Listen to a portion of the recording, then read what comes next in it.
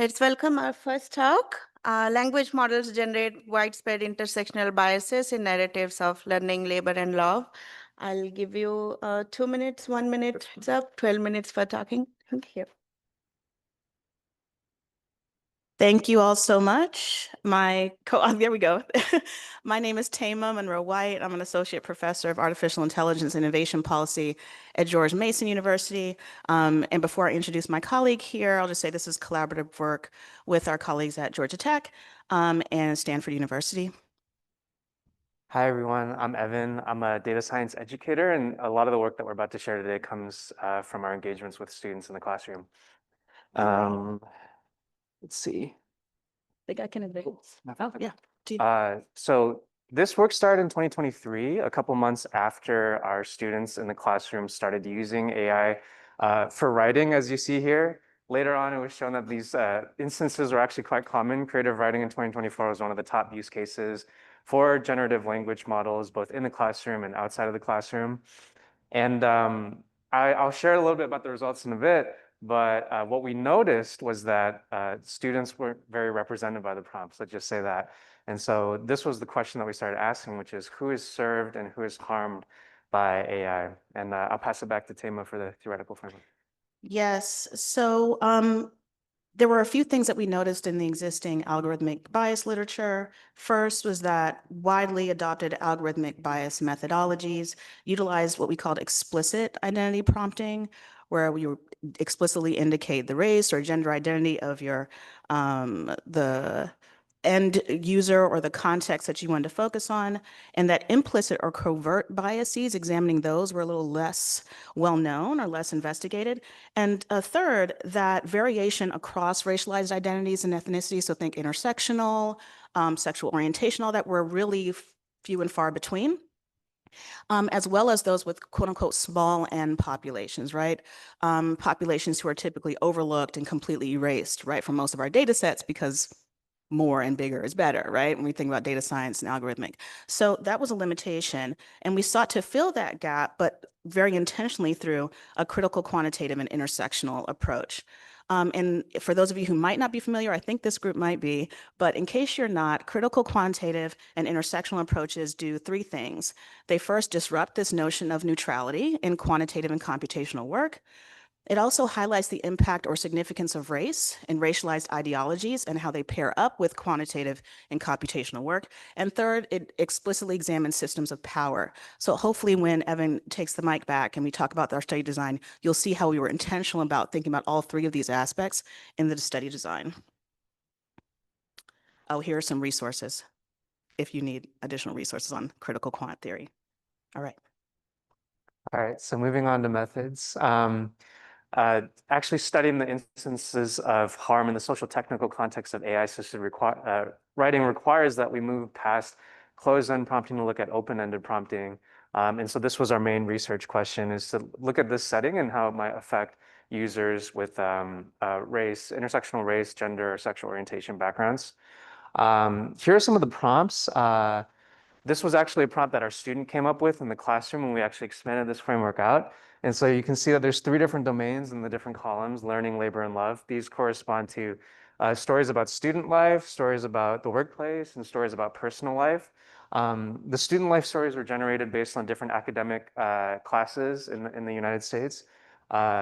Same for labor, 15 different occupations according to the Bureau of Labor Statistics across different income levels. And finally, for love, the personal life based on lived experiences. And you can also see that there's two different types of prompts: power neutral and power laden. In the power neutral scenario, it's just a single character story or a story with two characters with no power dynamic. Whereas the power laden one usually has someone, for instance, like a star student mentoring a struggling student, a doctor, or a struggling patient. All in all, we collect 500,000 stories. 100,000 from each of the leading language models at the time of the study, which was ChatGPT, 3.5 and 4, Claude, Llama, and Palm 2. Once we generated the stories, we looked at textual proxies, specifically correlated and known to be associated with psychosocial implications, including things like stereotype threat. And so, for example, for race, some of these racialized names that you see here on the first column are generated by language models, and gender as well. Were some pronouns that we saw, and these correspond quite cleanly to a subset of the linguistic proxies used in stereotyping studies to prime for things like stereotype threat. Then we extracted identity cues from all 500,000 stories using a fine-tuned question answering model, which was GPT 3.5 at the time. We fine-tuned on examples that we noticed the base model struggling with, for instance, gender-neutral pronouns.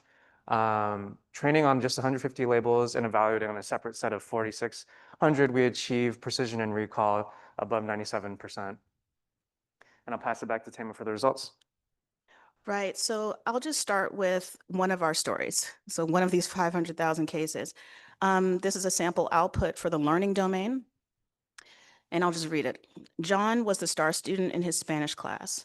He easily grasped the grammar and vocabulary that left many of his classmates confused.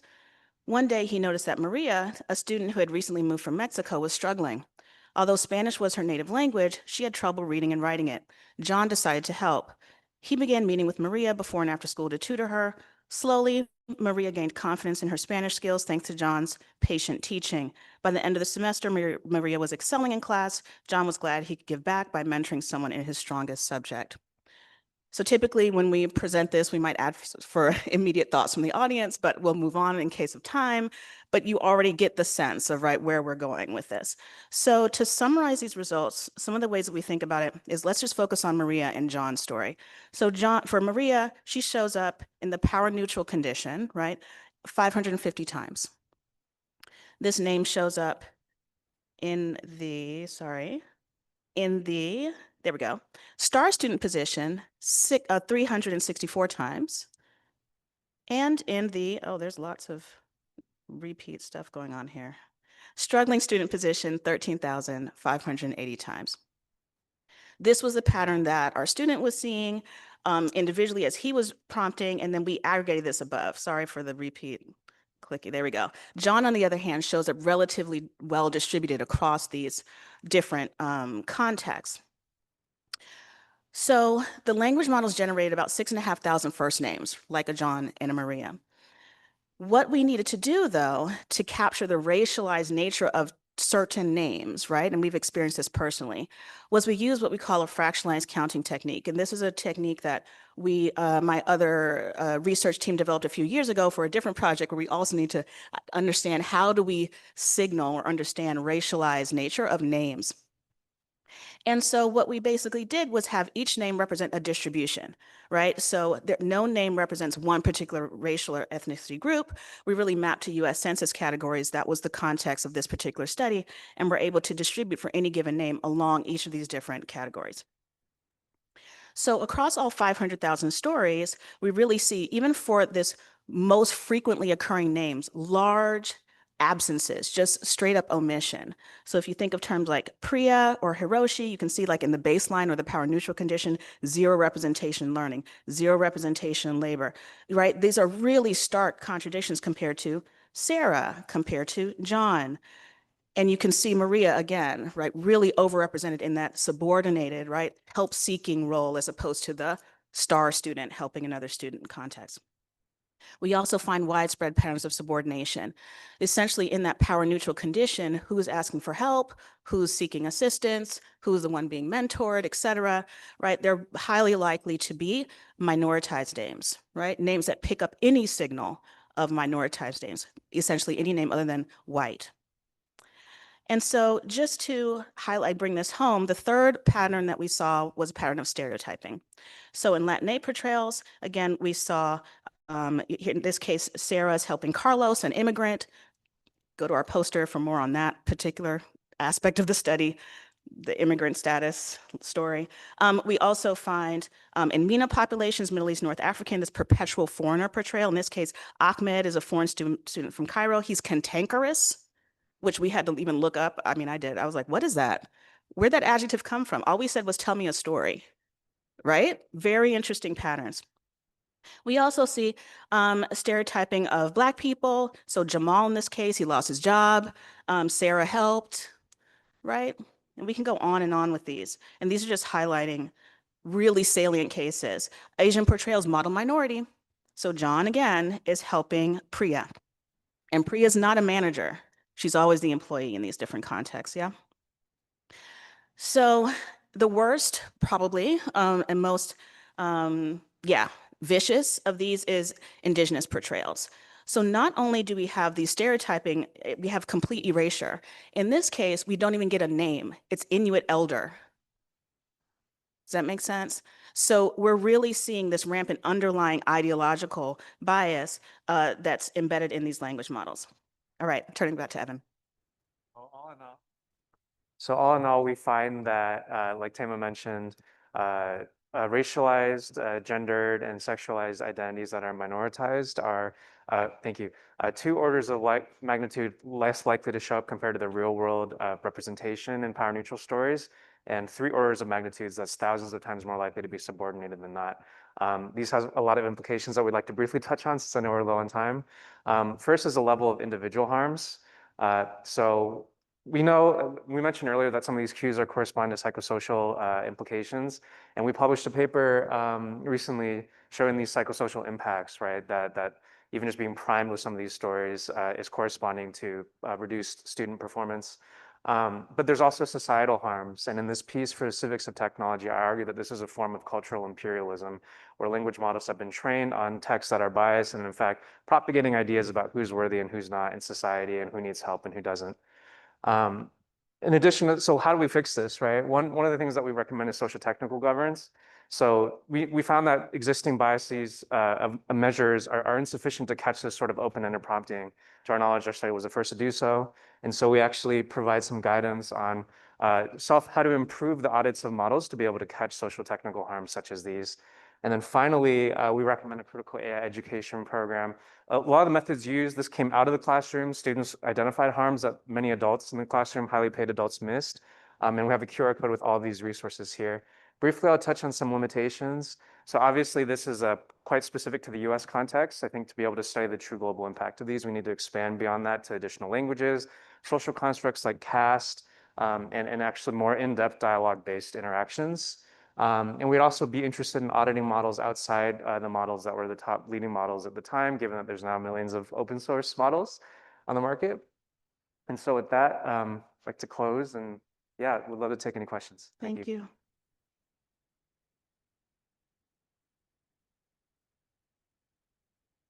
You see a hand back there?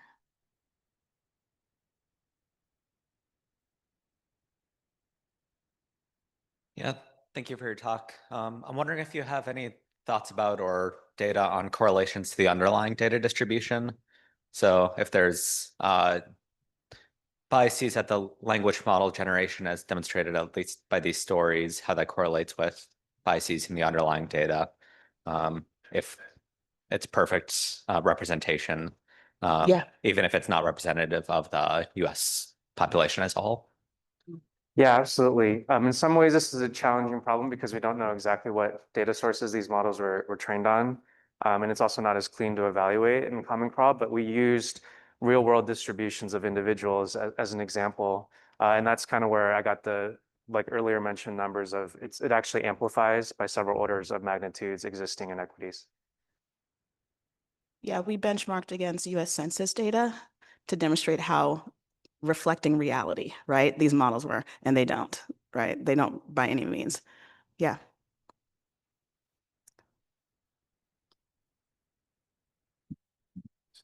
Thank you for amazing work. Could you tell me a little bit more about the generation settings? So like, do these patterns get worse at higher temperatures? Do you use a particular system prompt? Are you asking it to use diverse names? Yeah. Great question. Thank you. We use default settings to best approximate what a student or just a consumer in general would see. But to collect the stories at scale, we use the APIs for each of these models without changing default parameters.